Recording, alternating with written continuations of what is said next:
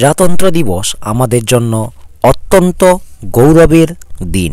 দিনে ভারত একটি সার্বভৌম গণতান্ত্রিক প্রজাতন্ত্র হিসেবে আত্মপ্রকাশ করে।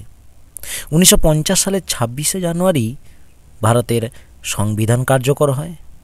এর মাধ্যমে ভারত একটি প্রজাতন্ত্র রাষ্ট্র হিসেবে পরিণত হয়। এই দিনে আমরা আমাদের গণতান্ত্রিক মূল্যবোধের প্রতি প্রতিশ্রুতিবদ্ধ হই। আমরা আজকের দিনেই কেন প্রজাতন্ত্র দিবস পালন করি? এর পেছনে একটি ঐতিহাসিক কারণ রয়েছে। জাতির জনক মহাত্মা গান্ধী 26শে জানুয়ারিকে নাম দিয়েছিলেন স্বতন্ত্রতা সংকল্প দিবস। 1929 সালের 31শে ডিসেম্বর পরাধীন যুগে জাতীয় কংগ্রেসের লাহোর অধিবেশনে স্বাধীনতার প্রতীক হিসেবে ভারতের ত্রিবর্ণরঞ্জিত পতাকা উত্তোলন করা হয়েছিল।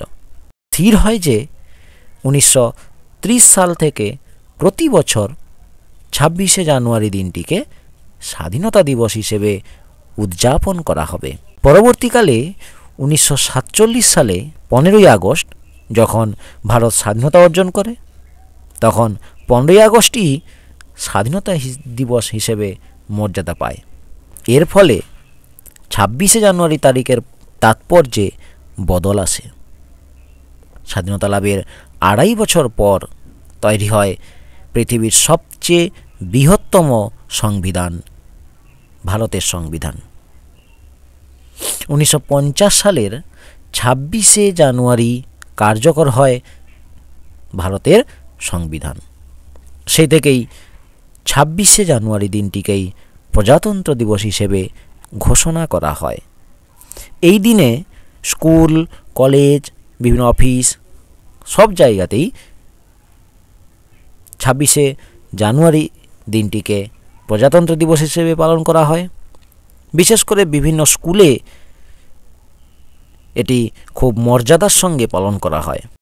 রাজ্য সরকারের তরফ থেকে এবং কেন্দ্র সরকারের তরফ থেকেও এই দিনটিকে খুব মর্যাদার সঙ্গে পালন করা হয়। বিভিন্ন জায়গায় বিভিন্ন কুচকাওয়াজের আয়োজন করা হয়।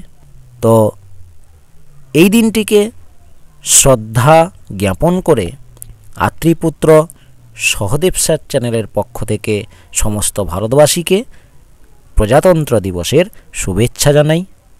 সবাই স্বতন্ত্র হোক, स्वतंत्रभावे बाँचुक एटाई कामना करी। देशभक्तों के बलिदानों से आज़ाद हुए हैं हम, कोई कहे कौन हो तुम तो गर्व से कहेंगे भारतीय है हम। धन्यवाद सबाइके।